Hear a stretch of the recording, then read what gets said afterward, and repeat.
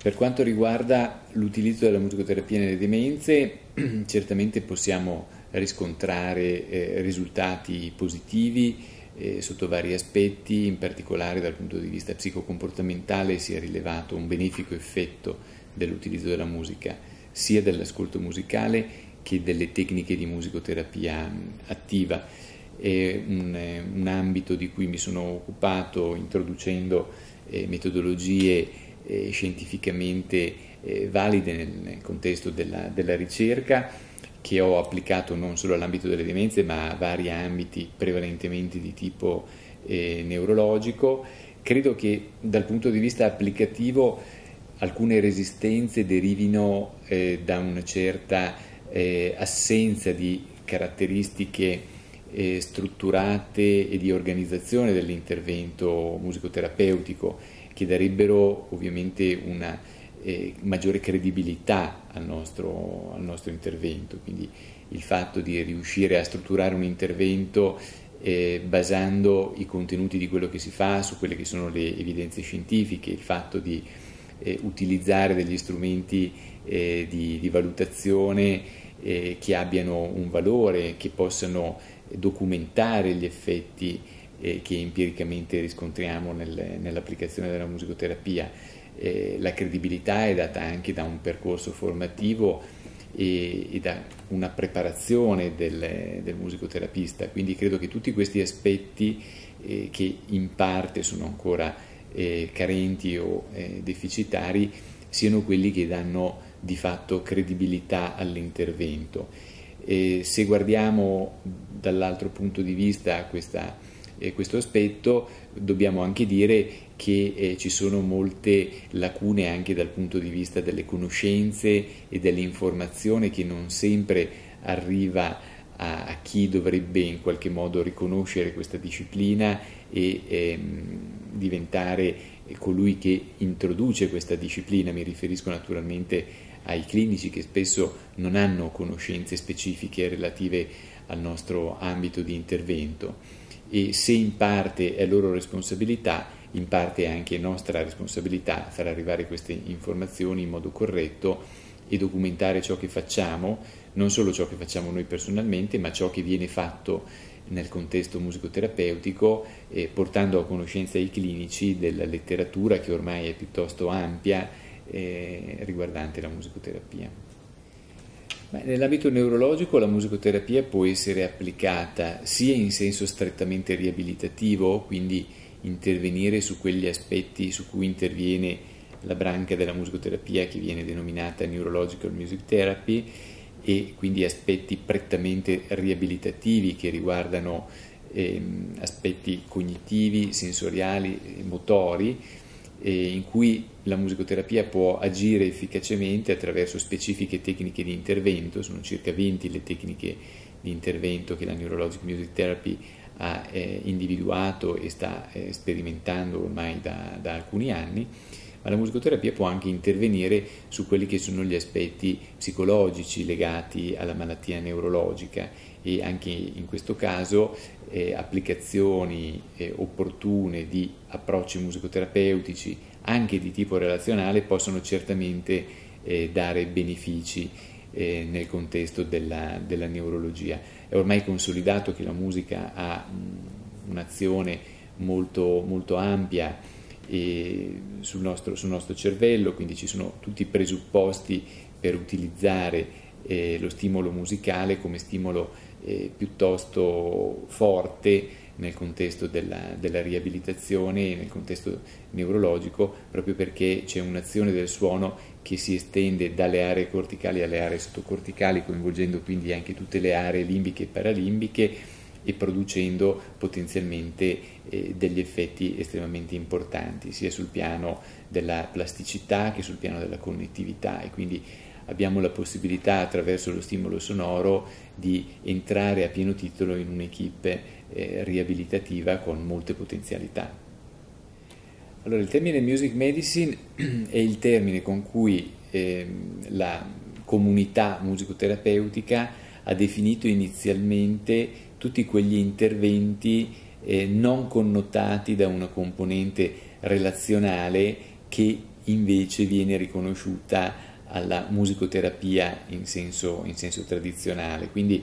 la differenza sostanziale è data dal fatto che il concetto di musicoterapia si connette tradizionalmente a una componente relazionale ritenuta molto importante, in alcuni casi imprescindibile, al fine di poter raggiungere un effetto terapeutico attraverso l'utilizzo del suono e della musica. Quindi con Music Medicine normalmente viene definito tutto ciò che non afferisce esattamente a questo contesto di natura relazionale, ma che può comunque essere utilizzato come approccio musicale in ambito clinico. Questa è la differenza fondamentale. Credo che poi negli anni questa definizione sia stata variamente ripresa e probabilmente ha assunto anche significati diversi, ma il significato originario è quello a cui ho fatto riferimento in questo momento. Ma direi che sono stati molti gli eventi che mi hanno indotto ad occuparmi di ricerca. Primo fra tutti è il contatto quotidiano con i pazienti, che hanno suscitato in me molti interrogativi, e quale ambito migliore se non la ricerca per provare a dare risposte serie e credibili a questi interrogativi. Il fatto di essere esposto quotidianamente al lavoro con i pazienti ha indotto in me moltissime domande a cui ho poi cercato di dare alcune risposte attraverso il lavoro di ricerca. E accanto a questo ci sono stati una serie di incontri importanti nella mia attività professionale che mi hanno spinto nell'ambito della ricerca. Ricordo il primo che ha segnato un po' questa mia scelta, che poi è proseguita nel corso del tempo, è stata certamente una consulenza all'interno di un istituto di ricerca, il Fatebenefratelli Fratelli di Brescia, dove ho incontrato uno psichiatra di stampo biologico, un ricercatore, che è stata per me una persona molto importante per farmi comprendere l'importanza della ricerca e per aprire concretamente la possibilità di fare ricerca all'interno di questo ambito. E quindi lo ricordo con piacere, il professor Perez, argentino d'origine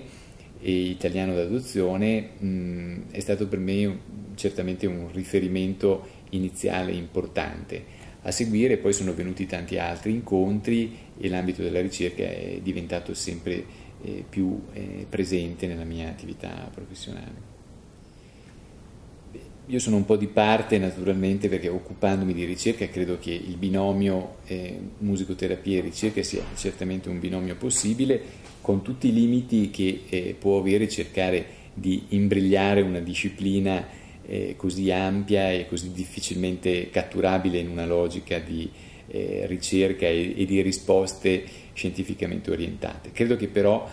il problema sia quello di pensare di poter applicare il concetto di ricerca non a tutto ciò che si fa e che accade nell'ambito della musicoterapia, ma probabilmente a quella parte di lavoro che si presta ad essere considerata da un punto di vista scientifico, quindi cercando di non eliminare quelle peculiarità soggettive e difficilmente contestualizzabili nell'ambito scientifico che la musica continua ad avere, quindi l'unicità della relazione, la risposta soggettiva allo stimolo sonoro. Però credo che ricerca sia un termine che si riconduce ad una forma mentale fondamentalmente, che può essere applicata a tutto ciò che riguarda anche la musicoterapia, con le modalità più adeguate e consapevoli dei limiti che anche il mondo scientifico ha, anche all'interno del contesto musicoterapeutico. Per quanto riguarda la possibilità di fare ricerca oggi in Italia, è legata a progetti che quasi sempre non vengono finanziati, non vengono supportati dal punto di vista economico, ma questo è un problema che si estende anche ad altre discipline, a maggior ragione si estende alla nostra disciplina, che è ancora una disciplina scarsamente codificata da questo punto di vista. Credo che però si debba comunque incentivare il lavoro di ricerca, si debbano trovare punti di incontro, sinergie e contatti che permettano di mettere in collegamento questa disciplina con altri ambiti disciplinari, quindi agire in una logica multidisciplinare in contesti anche formali di ricerca, inizialmente compiendo un ulteriore sforzo che è quello di lavorare anche perché si crede a questo tipo di impostazione del lavoro e non solo per recuperare fondi. Certamente però è un problema non trascurabile anche questo, e ci dovrebbe essere anche da parte di chi intende fare ricerca un'attenzione anche a sviluppare competenze e strategie che sono quelle che ci permettono poi anche di poter scrivere un progetto che possa raggiungere un livello di qualità tale da poter essere supportato e finanziato economicamente. In questo momento credo che uno degli aspetti più importanti sia quello di formare ricercatori che possono concorrere anche alla richiesta di fondi e finanziamenti, che sono sempre più complessi, sempre più competitivi e quindi di difficile raggiungimento, soprattutto in assenza di un percorso formativo specifico nell'ambito della ricerca. Sono due delle strutture con cui collaboro anche attualmente. Fondazione Sospiro è certamente stata una delle prime esperienze che ho approcciato dal punto di vista musicoterapeutico. È un'istituzione che ospita due dipartimenti, un dipartimento di disabilità e un dipartimento di disabilità intellettiva e un dipartimento geriatrico, dove la musicoterapia è iniziata veramente molti anni fa ed è esattamente nel 1991, ed è una delle realtà con una maggiore tradizione musicoterapeutica che è durata e che si è protratta nel tempo. Spesso una delle difficoltà è proprio quella di dare continuità alle esperienze musicoterapiche, dando quindi la possibilità a queste esperienze di crescere, di modificarsi, di trasformarsi, di poter raggiungere livelli sempre più evoluti, e devo dire che c'è stata lì una grande sensibilità anche ad accogliere non solo l'attività clinica ma anche l'attività di ricerca, perché all'interno di questa istituzione sono nati anche i primi studi relativi alle demenze, ed è stata la struttura disponibile a connettersi anche ad altre realtà istituzionali italiane e non, e ampliando così molto la prospettiva applicativa e di studio di questa disciplina. Ancora oggi è un punto di riferimento per la musicoterapia e ha prodotto certamente lavori di notevole interesse in ambito applicativo ma anche in ambito scientifico. Gli istituti clinici scientifici Maugeri sono un istituto di ricerca, quelli che in Italia vengono definiti IRCSE, Istituto di Ricovero e Cura a carattere scientifico, quindi ha anche una mission specifica nell'ambito della ricerca finanziata dal Ministero della Salute, e anche qui ho trovato molta disponibilità ad accogliere l'idea di strutturare all'interno degli istituti un laboratorio di ricerca in musicoterapia che è attivo dal 2011, quindi un'esperienza più recente ma che ha già dato molti risultati sul piano della ricerca. Questo piano è molto importante perché si tratta di una ricerca istituzionale, quindi che sfocia in pubblicazioni che sono visibili, esportabili, che danno spazio a confronto e a possibilità di creare delle aggregazioni anche dal punto di vista scientifico, e il lavoro sta procedendo, direi, speditamente nell'ambito prevalentemente della riabilitazione e delle patologie neurologiche. Allora, questo è uno studio che abbiamo pubblicato su una rivista che si chiama Clinical Psychology and Psychotherapy, con il preciso obiettivo di riuscire a rendere noto questo sforzo di validazione di una scala di valutazione per le sedute di musicoterapia. Quindi si riferisce ad uno strumento piuttosto agile che il musicoterapista può utilizzare per valutare gli aspetti della relazione non verbale sonoro-musicale che caratterizzano l'interazione musicoterapeutica. Si riferisce ad approcci musicoterapeutici relazionali, ha la possibilità di essere applicato a varie patologie, non è stato concepito nello specifico per una patologia, quindi è uno strumento che si presta ad un ampio utilizzo,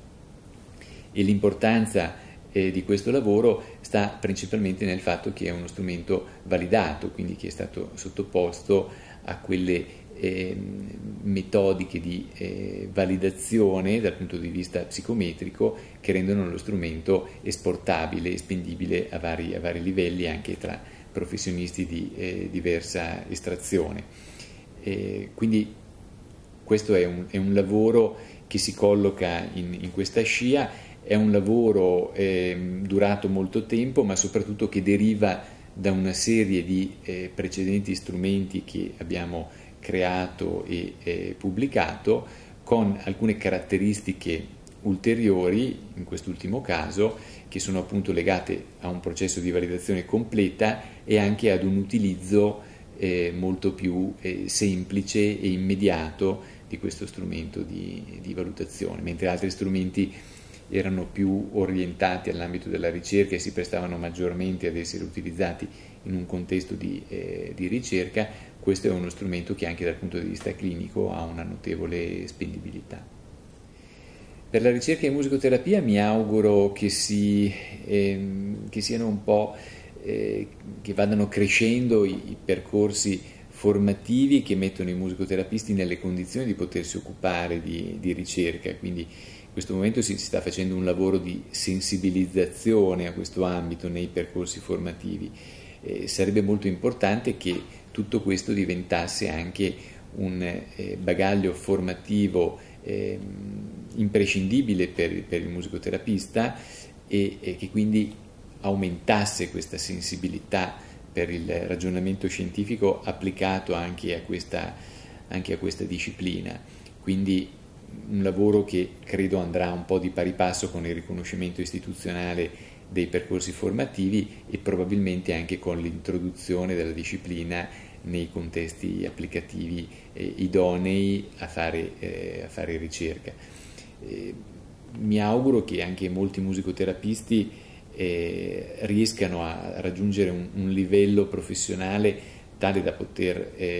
permettere anche lavori di ricerca e conseguenti pubblicazioni, perché credo che questo sia un modo davvero per confrontarsi, per crescere e per far crescere anche la disciplina nella direzione, a mio parere, imprescindibile, che è quella del suo utilizzo nell'ambito scientifico e curativo. Attualmente sto lavorando a vari progetti di ricerca. Alcuni riguardano la musicoterapia relazionale attiva, altri riguardano l'utilizzo dell'ascolto musicale in senso terapeutico, quindi sto esplorando anche quelle che sono le potenzialità del suono e della musica a prescindere dalla componente relazionale. Mi sto concentrando anche su questo aspetto dell'ascolto musicale che viene molto trascurato, in alcuni casi anche un po' sottovalutato, a mio parere, dall'ambiente musicoterapeutico, perché credo che in questa risorsa dell'ascolto ci siano veramente molte potenzialità applicative in senso terapeutico, e quindi credo che questo discorso vada molto approfondito nel senso scientifico e nel senso sperimentale. Sto lavorando a un progetto basato anche sull'utilizzo dell'intelligenza artificiale in questa direzione dell'ascolto musicale. Un altro ambito di cui mi sto occupando è quello dell'utilizzo della musica applicata alla neuroriabilitazione. Stiamo lavorando utilizzando anche alcuni supporti tecnologici a cui abbiamo associato anche dei software musicali, in modo tale da integrare la componente riabilitativa con quella sonoro-musicale in una tecnica che si chiama sonification. e stiamo lavorando anche con un gruppo di informatici per un lavoro di approfondimento di tecniche di machine learning applicate ai criteri di predittività dell'intervento musicoterapeutico. Quindi sto sondando vari aspetti e varie direzioni della ricerca, anche tenendo conto di quello che accade intorno a noi, e quindi praticando la letteratura e cercando di cogliere anche da questo contesto di letteratura alcuni stimoli per poter proseguire in questa direzione. Unitamente a questo stiamo anche cercando di